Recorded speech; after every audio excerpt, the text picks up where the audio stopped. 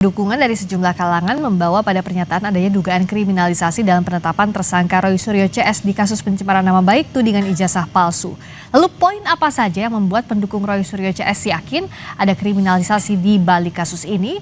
Kita sudah bergabung bersama di Sapa Indonesia Malam, ada Roy Suryo sebagai tersangka kasus pencemaran nama baik, lalu ada Mardiansyah Semar, Ketua Umum Rampai Nusantara, lalu juga bergabung lewat sambungan Zoom ada Heri Firmansyah, pakar hukum pidana. Selamat malam Mas Roy. Malam Mbak Friska. Mas Semar. Malam Mas Heri. Mbak Friska. Selamat malam. Assalamualaikum warahmatullahi wabarakatuh. Waalaikumsalam warahmatullahi wabarakatuh. Saya ke Mas Roy dulu. Kenapa pihak Anda menuding ada kriminalisasi? Ya, itu memang pendapat teman-teman ya, karena memang dilihat bahwa saya kan kalaupun yang melaporkan saya Jokowi itu seorang yang negarawan, itu pasti akan melihat atau seperti yang dilakukan oleh Pak Yusuf Kalla. Ketika ada pencemaran nama baik gitu ya, Pak JK waktu itu pasti juga banyak masukan, tuntut dengan pasal ini.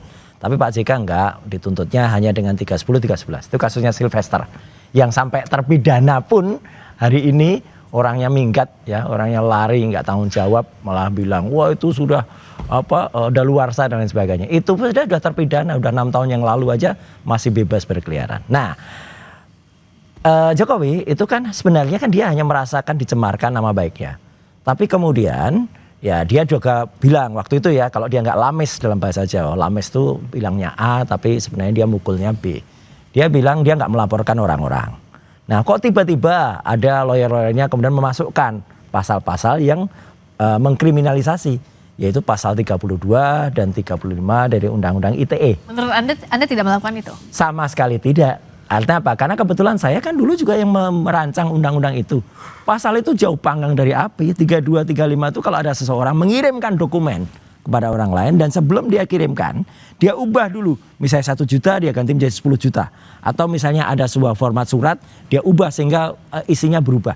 Sama sekali yang namanya saya, Dr. Resmond dan juga Dr. Tifa, tidak ada yang mengubah dokumen. Dokumennya itu ya dokumen yang tersebar di masyarakat itu. Dan kemudian kita analisis.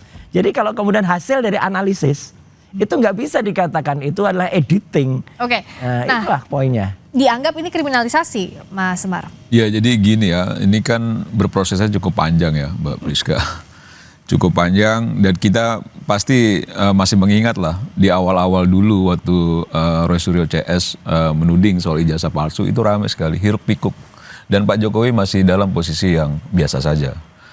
Nah pada titik tertentu akhirnya pendukung Pak Jokowi ada yang melaporkan.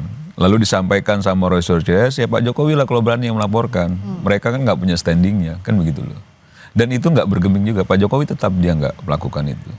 Nah karena itu bergulir terus, Pak Jokowi merasa ini perlu dilakukan laporan langsung oleh dirinya untuk pembelajaran bahwa orang tidak boleh menuding asal. Kau punya ijazah palsu, kau buktikan, mana aku lihat gitu. Kan nggak bisa begitu juga.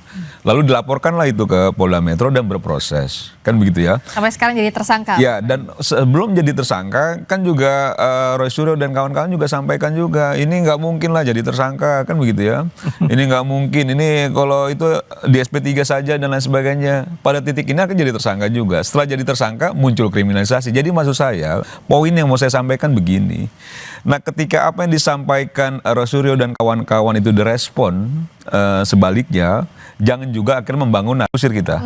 Nah sekarang medannya sudah berpindah kan, sudah jadi tersangka, besok diperiksa, masuk proses peradilan. Nah pembuktian itu yang akan dilakukan. Kalau memang dianggap kriminalisasi, lakukan pra peradilan gitu loh. Nah kita kan menghargai proses hukum, kita kan menghargai institusi-institusi negara. Ya kalau nggak dipercaya lagi institusi negara, lagi yang mau dipercaya. Setelah jadi tersangka apa sih Mas Roy yang disiapkan, fakta-fakta apa lagi? Ya nggak apa-apa, ya udah kita nanti akan kita sanggah itu ya, apa statement yang kemarin disampaikan oleh yang terhormat Pak Kapolda. Mungkin Pak Kapolda hanya mendapat masukan dari anak buahnya yang tidak ngerti ya arti dari pasal 32 dan 30 Undang-Undang ITE itu.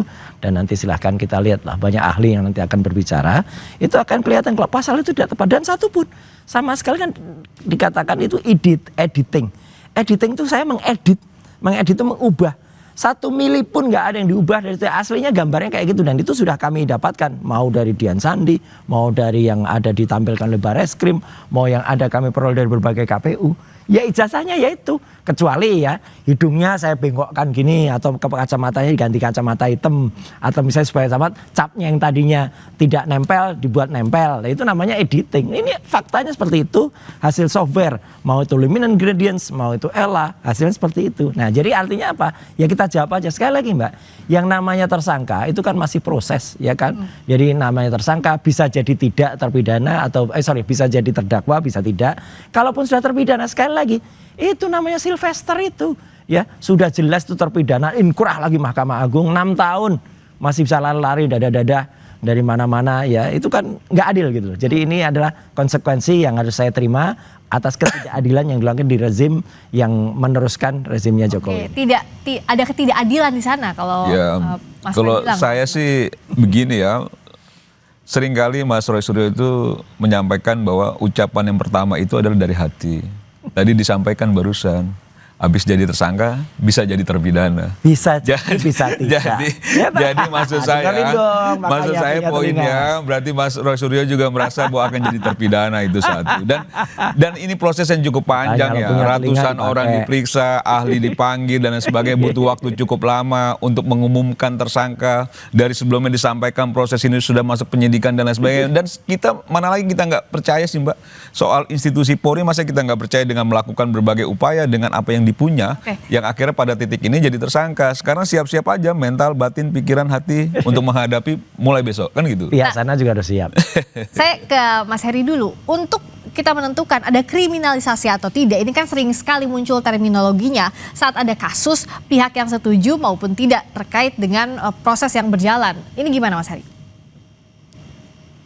Ya, memang celah dari kasus ini kenapa kemudian muncul ada istilah kriminalisasi dan lain sebagainya, karena memang kalau dari prosesnya menurut saya sangat memakan waktu yang cukup lama ya.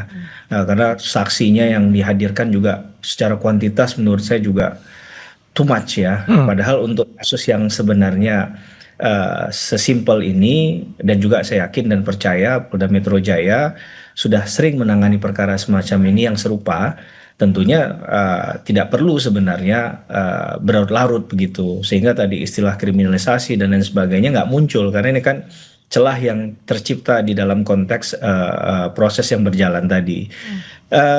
Sederhananya adalah apa yang diperdebatkan dalam kasus ini adalah masalah ijazah. Jadi Ya. kalau ijazahnya kemudian sudah dipegang dan kemudian bisa dibuktikan, Nah, dengan saksi tadi tidak perlu, menurut saya tidak perlu terlalu banyak untuk dikejar secara target ya. Itu. Tinggal kemudian ada keterangan ahli, ada katakanlah laboratorium forensik yang memastikan bahwa ijazah ini memang asli, dan juga ada pernyataan dari pihak UGM.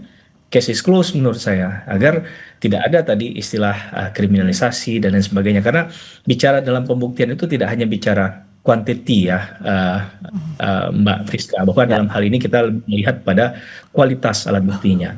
Kalau bicaranya adalah masalah ijazah tadi ya, poinnya di ijazah.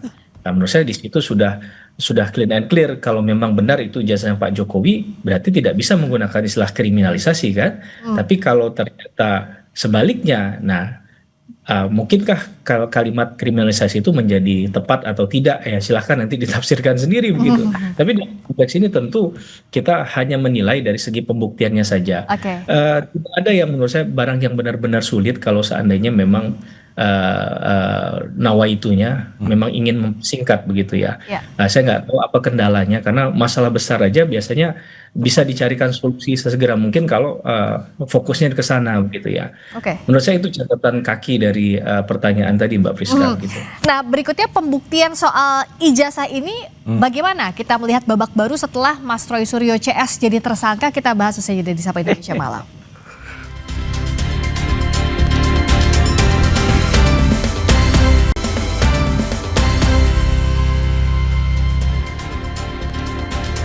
Masih di Sapa Indonesia Malam bersama saya Friska Clarissa. Masih hadir di studio Kompas TV ada Roy Suryo, tersangka kasus pencemaran nama baik, ada Mardian Syah Semar, Ketua Umum Rampai Nusantara, dan melalui sambungan Zoom, Heri Firmansyah selaku pakar hukum pidana juga masih bergabung. Mas Roy, Ya. jadi sebenarnya tahapan pembuktian berikutnya yang disiapkan oleh tim Anda apa? ya tergantung besok pertanyaan penyidik apa. Itu aja. Kalau pertanyaannya masih seputar pertanyaan yang seperti yang dulu-dulu. Aneh kalau kemudian ini berkas ini jadi berkas TSK pun aneh gitu. Karena apa? Dulu yang ditanyakan itu apa yang Anda ketahui tentang peristiwa tanggal 26 Maret di suatu lokasi Jakarta. Saya nggak ada di tempat itu. Ya, saya nggak hadir di situ. Nama saya pun nggak satu pun disebut di situ. Padahal selaku saksi, saya hanya bisa mengatakan apa yang saya dengar sendiri dan apa yang saya lihat sendiri. Kalau saya disuruh menceritakan orang-orang itu dan pengetahuan saya terhadap mereka, itu namanya saya melakukan testimonium di auditu. Saya mendengarkan keterangan dari orang lain. Bahkan ketika lanjut lagi ke tahapannya saya waktu sudah terlapor, tanyakan peristiwa tanggal 22 Januari, lebih mundur lagi. Jadi kalau pertanyaan masih seputar itu, saya sangat yakin kalau jaksa penelitinya nanti itu memang masih waras dan jujur, dia nggak akan lihat bahwa BAP saya itu jalan, karena akan lihat BAP-nya nggak bermutu. Karena apa? Karena nggak nyambung antara yang ditanyakan dan yang saya jawab dengan pertanyaannya yang tidak ada hubungannya dengan kasus. Kok tiba-tiba bisa dinaikkan dan kemudian jadi TSK dan kemudian bisa dikatakan saya mengedit. Satu pun materi nggak ada yang ditanyakan di situ tentang gambar, tentang ini nggak ada.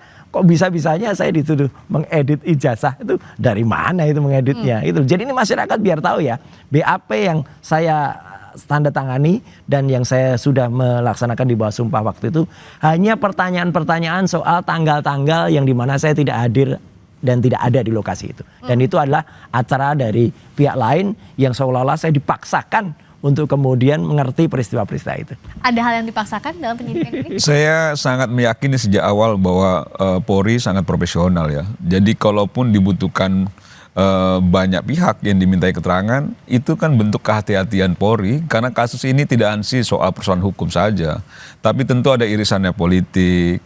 Tentu yang dituding-tuding pun kan Presiden ke-7, 2 periode dan lain sebagainya, sehingga kehati-hatian polisi itu yang kita lihat bahwa landasan profesionalismenya kan juga sudah terlihat sejak awal penanganan kasus ini.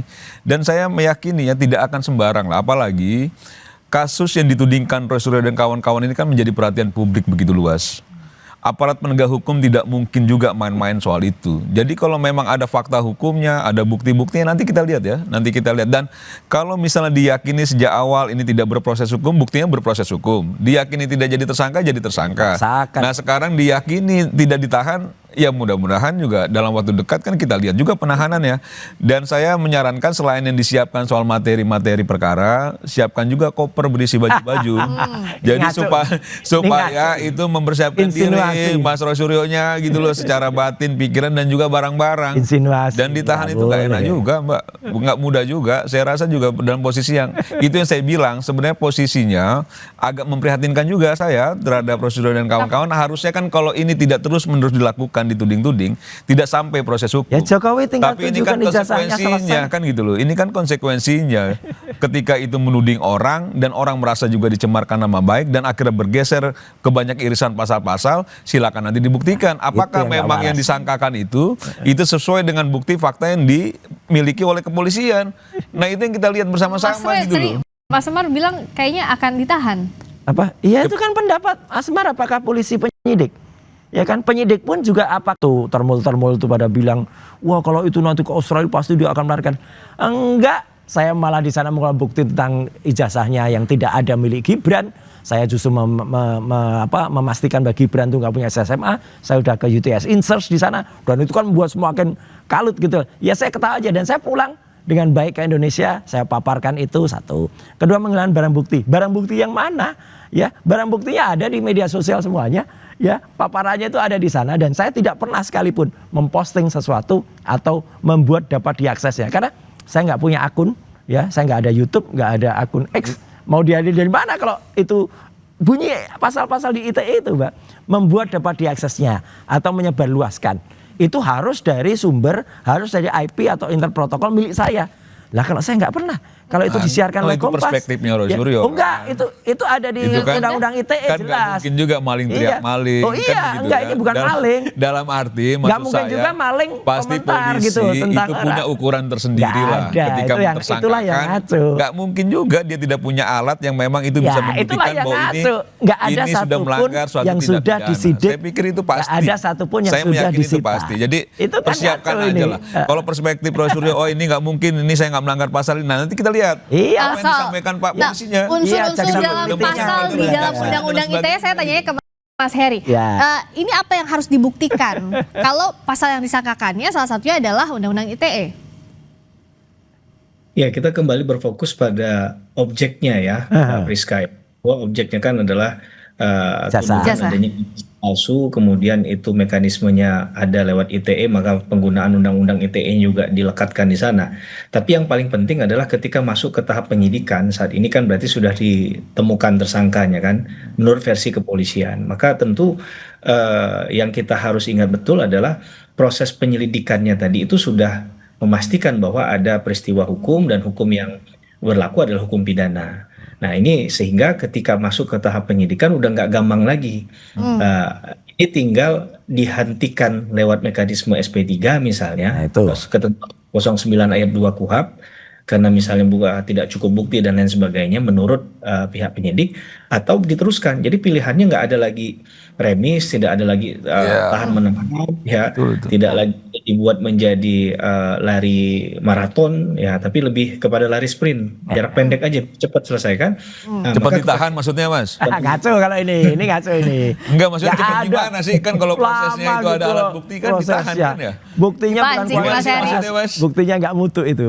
Maksudnya gimana? Percepat sprint ini maksudnya kalau ada alat bukti, proses tersangka, besok diperiksa, lakukan penahanan gitu maksudnya? Oh, penyidikannya limpah aja ke udah semenjak- kejaksaan. Tunggu, dengerin dulu Mas Herinya. Gimana Mas? Gimana, Mas Heri? Lanjut dulu Mas Heri. Yang utama adalah bagi saya kepastian hukumnya tadi kan jelas secara status kan, karena tidak baik juga terlalu lama membuat kasus ini berlarut, karena bagi Mas Roy Suryo dan kawan-kawan kan juga ini bukan hal yang baik ya. Iya. Perlu ada kepastian hukum apakah kasus ini akan dihentikan atau diteruskan. Nah, itu kita kembalikan dalam fakta hukumnya tadi. Saya sepakat dalam hal fakta hukum nih yang harusnya kita perhatikan.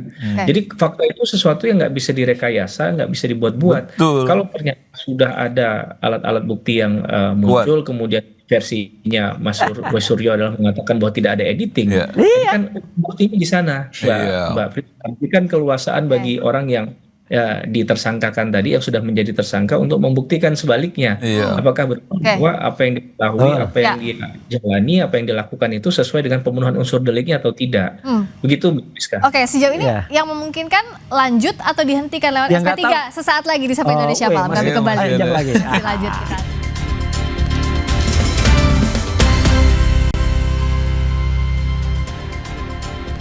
Masih di Sapa Indonesia Malam. Mas Roy, nextnya apa? Apakah ini akan lanjut atau menurut Anda akan pra-peradilan misalnya mengambil langkah Pra peradilan atau kemudian enggak, itu nanti tergantung kuasa hukum saya. Tapi kalau waras sebenarnya ya, kalau lihat nanti jaksa penelitinya tuh lihat berkas-berkasnya, ya mungkin ada yang lanjut. Tapi mungkin juga kalau lihat di saya yang sama sekali nggak nyambung, ya itu jaga sembung pakai golok itu, nggak nyambung. Gitu ya. Jangan ngomong aneh-aneh live. Ya, itulah. Loh, kan saya cuma bilang jangan Joko sembung kan gitu, nggak nyambung. Nah, artinya apa? Artinya jelas betul apa yang ditanyakan, tempus deliktinya dan lokus deliktinya itu juga nggak tepat. Kemudian sebenarnya tadi pengamat hukum kita Pak Heri kan ingin mengatakan sebenarnya ini tergantung dari awal ya.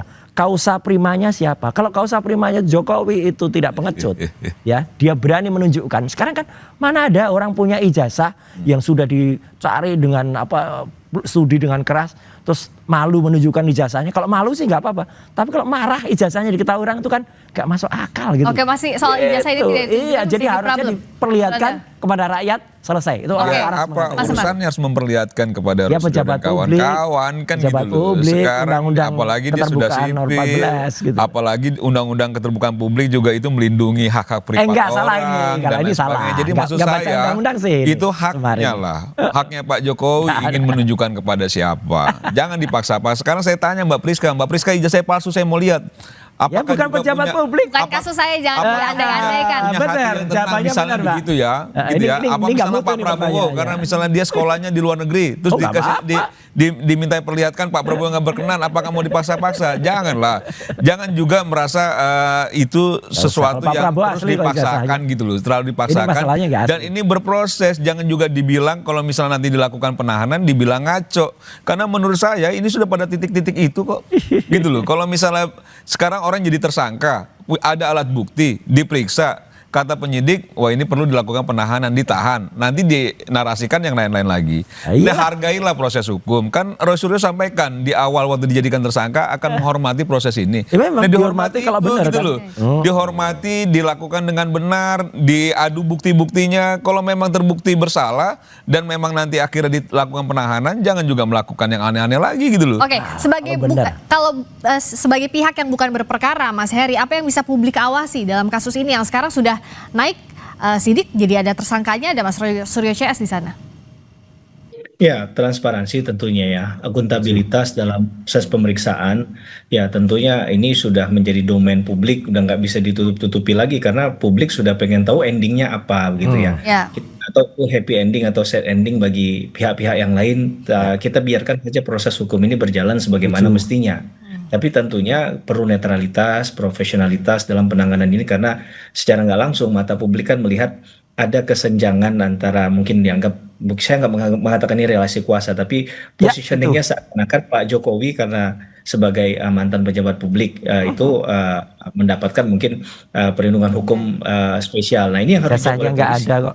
Tidak ada hal-hal semacam itu bahwa ketika bicara tentang penetapan tersangka dan lain sebagainya itu based on dari fakta hukum dan juga alat-alat bukti yang sudah dikumpulkan, yang sudah diuji oleh teman-teman penyidik. Saya rasa itu poin utama dalam hal prinsip fair trial ya dalam proses ini. Begitu Mbak Priska. Dan besok Mas Roy jam berapa update lagi informasinya tetap sama jam 10? Diundang jam 10 dan insya Allah saya akan hadir dan akan kita buktikan besok ya gitu kalau jangan apa lupa yang kopernya dilakukan. Mas Roy. Ungu nggak boleh bawa koper. Iya di sana. ditaruh Ini di nggak mobil, ngerti, jadi nggak kalau bisa misalnya lah. udah tahan. Pancing terus nih sama Mas Semar. Ini ngaco ini ya. Kok ngaco? Insinuasi ya. Kok ngaco sih? Yang harus bawa koper yang Ya, itu dan tadi Pak Heri betul proses ada relasi hukum itu, kuasa. konsekuensinya Ada relasi begitu. kuasa di mana Ketika rakyat jadi bisa tersangka, menilai orang yang kemungkinan besar lapor ada nggak pernah penahanan menunjukkan gitu ijazah loh. asli. Oke. Gitu. Ijazah aslinya Taruh di mana? mobil aja, Mas Roy. Gitu. Ijazah aslinya nggak pernah Jadi kalau ditunjukkan. ditahan bisa minta tolong ambilkan di parkiran gitu. Dulu dua anak manusia sudah jadi korban dengan ijazah Supaya fotokopi. jangan Sekarang lebih akan gampang ada kan, 8 udah di koper anak semua bangsa kan, Oke. dikorbankan di rezim. Besok Jadi ya ngaco periksanya sekali. jam Dan rakyat 10. Orang tersangka mau ditahan kok ngaco. Besok di Polda Metro Jaya, tunggu dulu proses hukumnya, jangan terlalu cepat Iya. menyimpulkan, kita akan Jangan tunggu lupa besok bawa dan Bener, saya publik sih akan mengawasi. wanti-wanti. Oke, terima kasih Mas Roy, terima kasih Mas Semar, terima kasih Sama-sama Mas Heri dong. sudah hadir di Sapa Indonesia Malam. Berikutnya saudara.